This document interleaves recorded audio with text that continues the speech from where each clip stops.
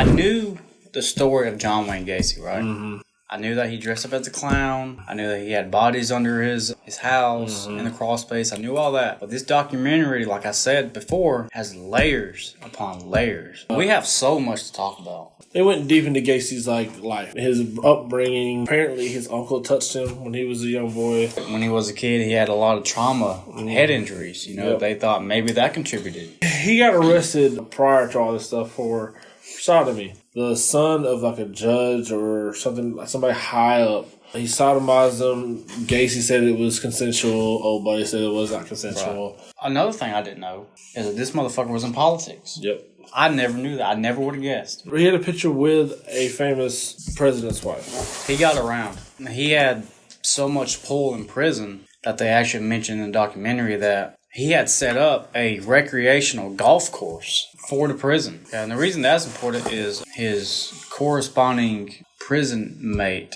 / best friend plays a role in this documentary. Like, he comes periodically and talks about his time with Gacy and all that, how he testified against him. And they had a strict dress code. Gacy didn't have to follow dress code. He got to be the head of the kitchen, so he would have stuff set up and all that stuff. If he wanted to talk on the phone for an hour, he could. Yeah.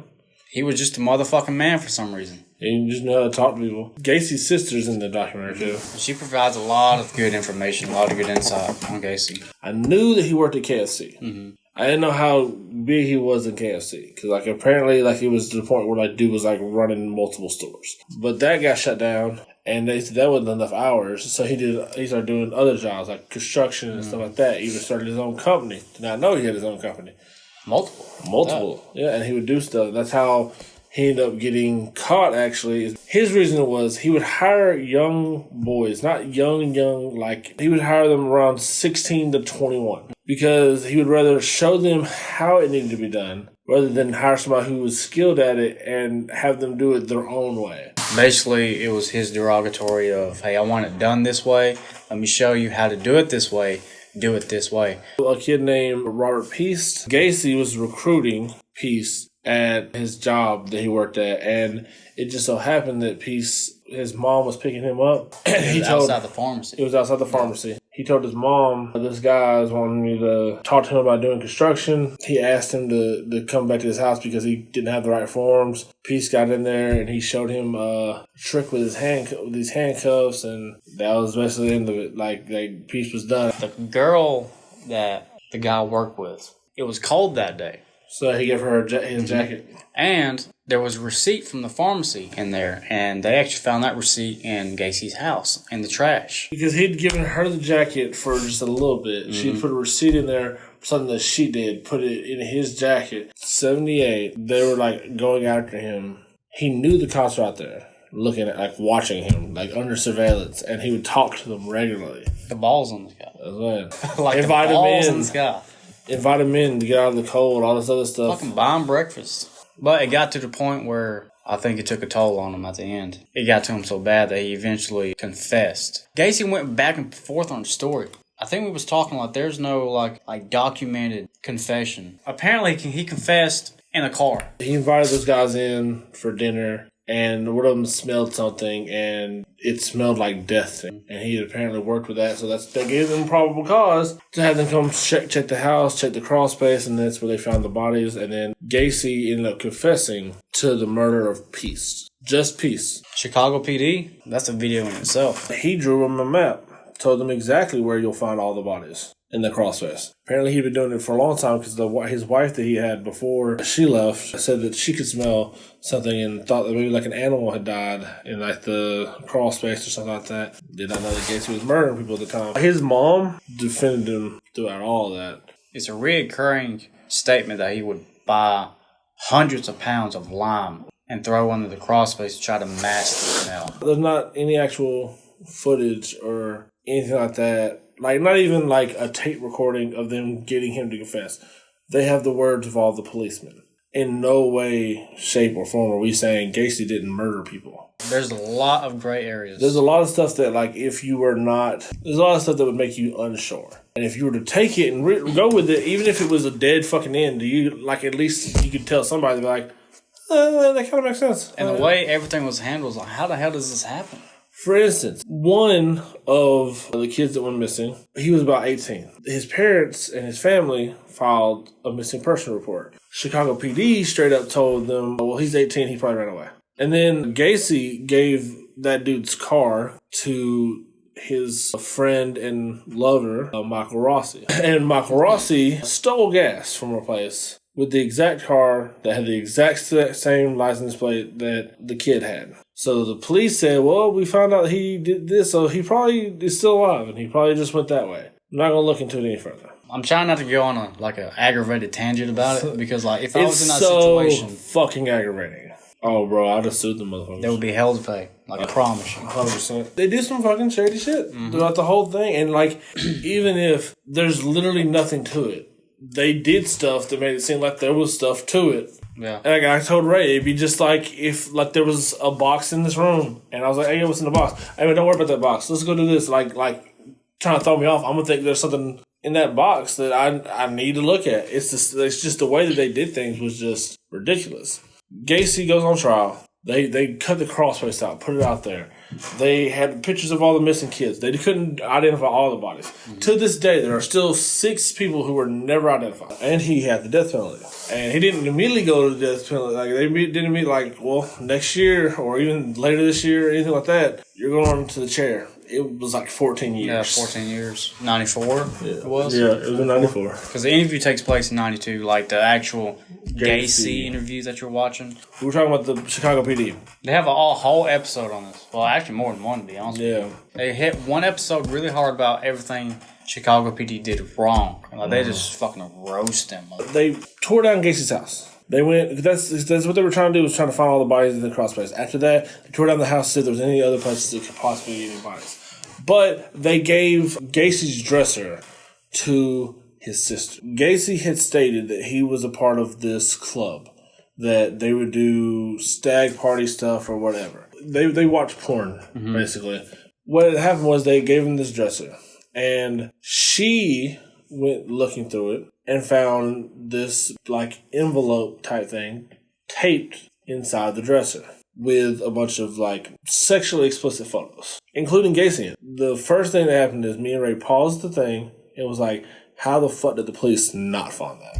That's red flag number 1 out of about 500 we're going to point out. It makes me wonder if they even actually did a full-fledged fucking search of the house and his belongings. Mm-hmm. I mean, I'm thinking at best they just pull the dresser out, oh, these are just clothes. Oh, these are just socks. Yeah. Not knowing there's fucking crucial evidence you could use against them in those fucking dresser drawers. And that's not even the only evidence. We'll get to that fucking too. They told several people, even told them lies oh, we saw him the other day. He ran from me, so I'm not going to chase him, but I saw him just so they would leave him. And basically came across as I don't want to do my job, so I'm going to just tell you what I need to tell you so you get out of here. So you can get the fuck out of my office. They lied several times. Got caught in lies. Gacy, we felt that he had accomplices. He said he had 2 people, David Cram and Michael Rossi, who dug the stuff under that. And he said they would be stupid to not know what the trenches were for. Michael Rossi is not in the documentary at all.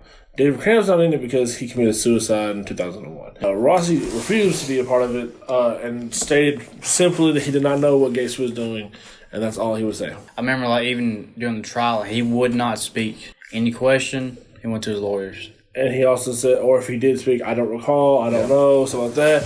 He did at one point start talking, but then went back on what he had said. He told the police a different story, or the police said that they told him a different story. This is the first time I knew Gacy was lying, for sure. He drew that map, exactly where the bodies were.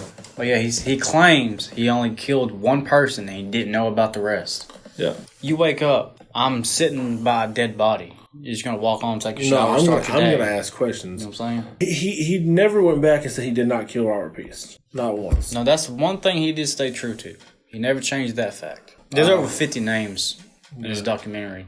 The guy that got chloroformed by Gacy, that still baffles me. That's so against his MO. He went to the police and the media. He believes that Chicago PD didn't give a fuck about what he had to say. They didn't look into it. There was just basically making homophobic statements about him. Yeah, that's another thing about the police. It was well, he was gay. I mean, you can't rape a gay guy. I mean, it's just straight up, the police tell him to fuck off. put handcuffs on him, but he fought it. He broke out of the handcuffs. While Gacy was gone, Gacy went somewhere and came back. Then he took Gacy down, handcuffed him, and then Gacy got really mad or whatever. Finally, he calmed down, and he told the dude, "You're the only one to not only get out of the handcuffs, but reverse it and put it back on me." Then the guy let Gacy go. Let him go home. Like, let him go. Sorry, bro. It's all good. And again, in the moment, you probably weren't thinking, like, I mean, he had to have known that Gacy was going to force himself on him. Because at one point he said that he had, like, pulled his pants down a little bit. Like, looking back now, had he just fucking called the cops. That's it. Right there. He already had a sodomy charge. Would have got a little more time. A few lives has been spared. I don't know. Almost every victim and every report done on Gacy, there's multiple ones they mentioned, never took off. Never looked into. People fucking wrote the PD about Gacy, like his absurd actions and his behavior. They wrote to him. They called in. There was even a dude who was like, how is it that this man was able to do this kind of stuff? And basically what had happened was when he got arrested for sodomy, it was in Iowa. His mom got him transferred to Illinois because she knew somebody. So he would be closer to home. And they didn't look into it. They didn't look into him. So, like, basically whenever he got arrested, they didn't know, like, they didn't know anything about the sodomy shit. They were just like, oh, let's get this dude in, let's get him out. He got somebody that was going to represent him and everything. They tried to help him, but, like, Gacy would never tell them anything. They would never announce anything to him to where they could help him further. Like, they found some things that were, like, inconsistent. Like, some of the people who disappeared, he was not in town when those people went missing. Yeah, he had documentation of, like... he documented everything. He had receipts for, like, airplane or, like... Gas. Like, he was in another state, hotel rooms, fucking booking flights. Like, he was not in town when these crimes were committed. Which believes, to me, accomplice. Yeah. Which, again, that's why he brought up the John guy that... I think it was Passy or something like that. I think it was Passy, the other guy. Yeah. Passy, and then Cram and Rossi. And the only person I could possibly believe that had done it was Rossi. Now, Cram is definitely very suspicious. He was riding with Gacy when the cops were going after him or whatever. When Gacy went inside this place, Cram comes out, and Cram was also another dude who was having sex with Gacy. Came out there and told the cops, look, Gacy just confessed to 33 murders. Specifically 33 murders. And he told me he's going to kill himself. Gacy went from being nice to the cops. Hey, buy you a beer. Hey, let me buy you breakfast. Y'all want to come in and talk bullshit? And to bam, he snapped. Fucking snapped and hey. But they said he snapped all the time. And in March was the last time that his friend had seen him, the guy who was corresponding with him. Gacy gave him a lot of his stuff, like tapes and stuff that he had recorded. They talked on the phone after that. And I think he talked to him the day he was going to die. Yeah.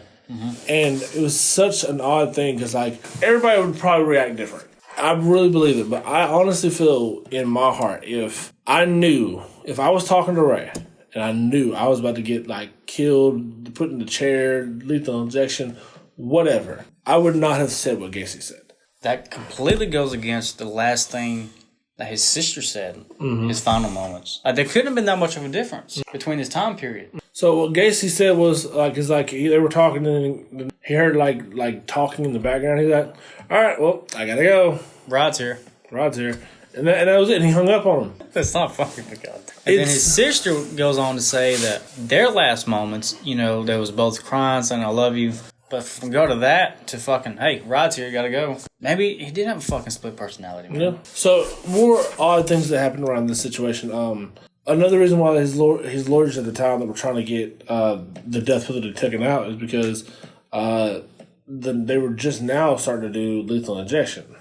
And they believed, the machine that they had in Illinois was going to malfunction because it was done it before. It did do it. Mm-hmm. So instead of Gacy being pronounced dead a couple minutes after they injected him, it was 18 minutes. And he basically suffered a more painful death than he was supposed to. Granted, he definitely deserved that, but it didn't work the way that they planned. Let us know what you thought about that.